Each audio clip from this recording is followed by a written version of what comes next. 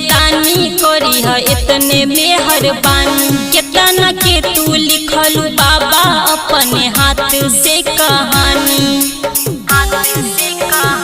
सुना सुना भोले दानी करी है इतने मेहरबानी। कितना के तू लिखलू बाबा अपने हाथ से कहानी। अजी गजब चढ़इबो भंगियो चढ़इबो मान लाना बाबा बतिया मोर। पैदल हम अइबो बाबा हाथ दुनू जोड़ दीह दुल्हा बेजोर। पैदल हम अइबो बाबा हाथ दुनू जोड़ दीह दुल्हा बेजोर। दुल्हा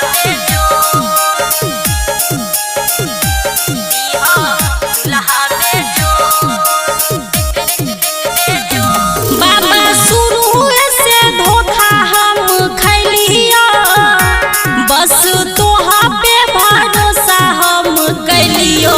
नजरिया तू फेर बाबा हो भोला नजरिया तू फेर बाबा हो। अरे तोहरे पे आस कलिया तोहरे विश्वास सब दिलिया तोहरे ऊपर छोड़। पैदल हम अइबो बाबा हाथ दुनू जोड़ दीह दुल्हा बेजोर। पैदल हम अइबो बाबा हाथ दुनू जोड़ दीह दुल्हा बेजोर। दुल्हा बेजोर दुल्हा बेजोर।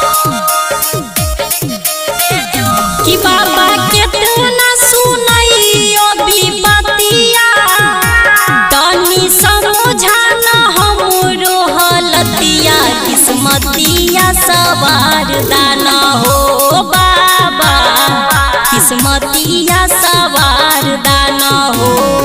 अरे रंजय बिपिन होलो पिलिया राज के खास आज सब ललको मुँह मोर। पैदल हम अइबो बाबा हाथ दुनू